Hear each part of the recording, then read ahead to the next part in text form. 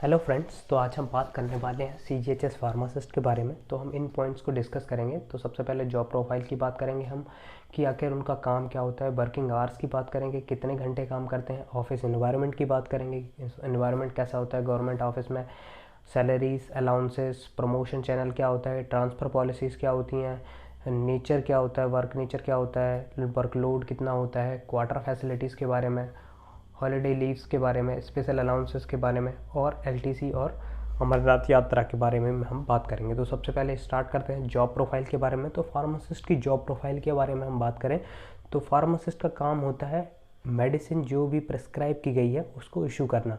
तो सीजीएचएस में सिंपल सा एक मॉड्यूल होता है, इंटरनेट से कनेक्टेड एक कंप्यूटर होता है, उसमें एक साइट सीजीएचएस आपको करना पड़ता है। उसके बाद आपका आईडी पासवर्ड होता है। जब वो आईडी पासवर्ड डालेंगे तो पूरा मॉड्यूल खुल जाएगा। तो वहाँ पे क्या होता है कि पेशेंट की आईडी होती है, वो पेशेंट आईडी आप जब इंसर्ट करेंगे और इंटर करेंगे तो उसका पूरा डिटेल्स आ जाएगा कि कौन कौन सी मेडिसिन डॉक्टर ने उसको प्रेस्क्राइब की हैं, तो वो मेडिसिन आपको इशू करना है। तो ये हो गया एक काउंटर पे। दूसरा एक काउंटर होता है एलपी काउंटर, जिसे लोकल परचेस भी बोलते हैं। लोकल परचेस में क्या होता है कि जो भी मेडिसिन आपकी मतलब काउंटर पे अवेलेबल नहीं होती हैं, एमएसटी वगैरह जो परचेसिंग होती है उन पे जब अवेलेबल नहीं होती है तो आपको मार्केट से परचेस करके बुलाई जाती है।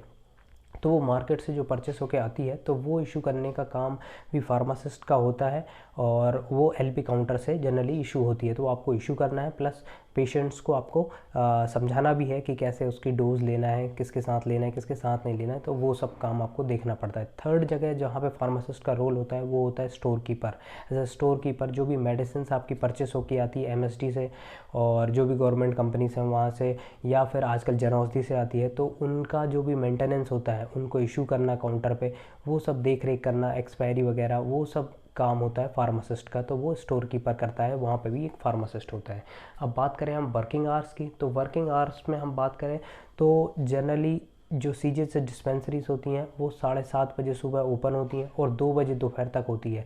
तो लगभग हम मान सकते हैं 6 से 6.5 घंटा वर्क होता है पर डे, और ये होता है Monday to Saturday. Gazetted holiday की बात अलग है। तो मंडे टू सैटरडे मतलब एक वीक में 6 दिन वर्किंग आवर होते हैं। उसके बाद संडे का और संडे ऑफ होता है। बट जो एमएसडी में होते हैं जहाँ पे मतलब मेडिसिन जहाँ से पूरी ऑल ओवर इंडिया सप्लाई होती है डिस्पेंसरी में, वहाँ पे 5 डे वर्किंग होता है। मतलब वहाँ पर आपका मंडे से फ्राइडे तक होता है, बट वो 9 से 5 तक होता है। तो वहाँ पे आपको थोड़ा सा ये सैटरडे ऑफ मिल जाता है। बट जो डिस्पेंसरीज होती हैं उनमें सैटरडे ऑफ नहीं होता है। ऑफिस एनवायरनमेंट की बात करें तो गवर्नमेंट ऑफिस में बहुत अच्छा एनवायरनमेंट होता है, एनवायरनमेंट का कोई इशू नहीं होता है। अनटिल अनलेस वो इंडिविजुअल पर डिपेंड करता है कि आपका नेचर कैसा है सबके प्रति। यदि आपका नेचर अच्छा है तो कोई प्रॉब्लम नहीं होती है। सैलरी और अलाउंसेस की बात करें हम तो सैलरी में जो बेसिक पे होता है फार्मासिस्ट का वो होता है लेवल 5, मतलब 29,200 बेसिक मिलता है। प्लस आप जिस सिटी में रह रहे हैं उसके अकॉर्डिंग आपको एचआरए मिलता है, प्लस 42% डीए मिलता है और टीए मिलता है, और एक और स्पेशल अलाउंस मिलता है जो कि 4100 रुपये पेशेंट केयर अलाउंस आपको मिलता है।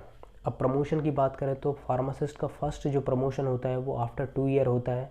आफ्टर 2 ईयर में आप मतलब फार्मासिस्ट से सीनियर फार्मासिस्ट में प्रमोट हो जाते हैं, और आपका जो लेवल है वो लेवल 6 हो जाता है, लगभग 4200 ग्रेड पे आपका हो जाता है। फिर उसके बाद आपका 5 साल बाद होता है,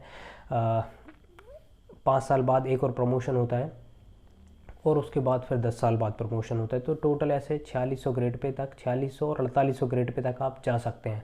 बट अभी क्या है, कैडर फॉर्मेशन स्टार्ट हुआ है, मतलब बन चुका है लगभग, पब्लिक नोटिस उसका आ गया है। तो अब लगभग 5400 ग्रेड पे तक भी जा सकते हैं, जैसे कि फार्मासिस्ट, सीनियर फार्मासिस्ट से एक डिपोट असिस्टेंट मैनेजर है, फिर एक डिपोट मैनेजर है। डिपोट मैनेजर का 5900 ग्रेड पे होता है। तो ये हो गई प्रमोशंस की बात।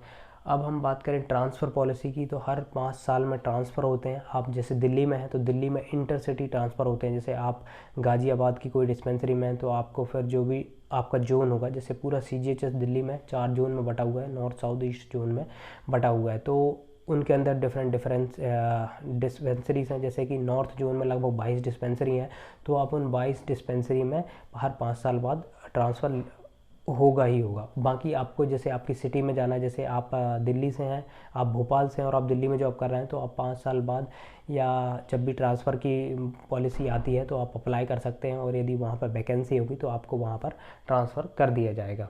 या आप म्यूचुअल ट्रांसफ़र के लिए भी सोच सकते हैं। जैसे म्यूचुअल ट्रांसफ़र क्या होता है कि जैसे आप भोपाल के हैं बट आप दिल्ली में जॉब कर रहे हो, कोई दिल्ली का होगा वो भोपाल में जॉब कर रहा है, तो आप म्यूचुअली ट्रांसफ़र कर सकते हैं। वो दिल्ली चला जाएगा, आप भोपाल चले जाएंगे।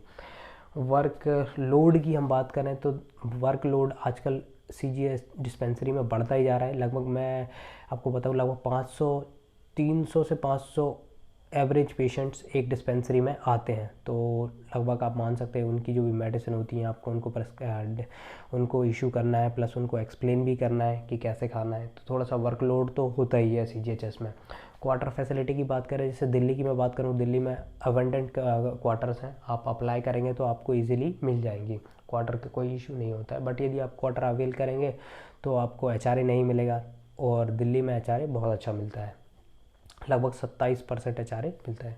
हॉलीडेज़ और लीव की बात करें तो जो भी गवर्नमेंट हॉलीडे होते हैं वो आपको मिलते ही हैं। लीव्स की बात करें तो मैं आपको बताऊं, सबसे पहले ईएल मिलती हैं, 30 ईएल मिलती हैं, मेडिकल 10 होती हैं और सीएल 10 होती हैं। तो ये पूरा ब्रेकअप होता है लीव्स का। अब इसके बाद आप लेंगे तो आपको एक्स्ट्रा ऑर्डिनरी लीव होती हैं, वो आप ले सकते हैं। उनमें आपको कोई भी पे नहीं किया जाएगा, बट आप लीव ले सकते हैं। स्पेशल अलाउंसेस की बात करें तो एक एजुकेशन अलाउंस मिलता है। यदि आपके 2 बच्चे हैं तो दोनों बच्चों के लिए लगभग 27 या 28 हज़ार रुपये पर चाइल्ड, मतलब यदि 2 बच्चे हैं तो 56,000 पर ईयर आपको मिलता है child education allowance. Health facility की बात करें तो आपका एक हेल्थ कार्ड बनता है सीजीएचएस, जिससे आप कहीं भी ऑल ओवर इंडिया में जो भी सीजीएचएस अप्रूव्ड हॉस्पिटल हैं या गवर्नमेंट हॉस्पिटल हैं उनमें फ्री ऑफ कॉस्ट इलाज करा सकते हैं। प्लस आपके जो भी टेस्ट वगैरह होते हैं वो भी आप करा सकते हैं।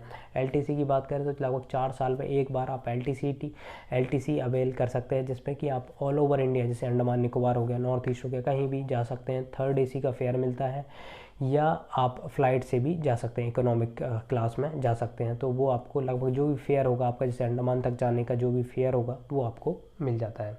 अमरनाथ यात्रा एक स्पेशल प्रोविज़न होता है कि जब अमरनाथ यात्रा चालू होती है तो वहाँ पर जो मेडिकल फैसिलिटी होती है उसके साथ आप वर्क कर सकते हैं। लगभग जितनी भी दिन यात्रा चलती है तो वो आपको जो भी आने जाने का फेयर वगैरह वो आपको सब लेके जाएंगे, और आपको वहाँ पे ड्यूटी देना पड़ेगा। तो अमरनाथ यात्रा एक अच्छा ऑप्शन होता है, जिसको यदि अमरनाथ यात्रा करना है या कहीं पे घूमना है तो उसके लिए बहुत अच्छा होता है। आई होप गाइस ये वीडियो आपको ठीक ठाक लगा हो। यदि अच्छा लगा हो तो प्लीज़ चैनल को सब्सक्राइब करें, वीडियो को लाइक करें। Thank you.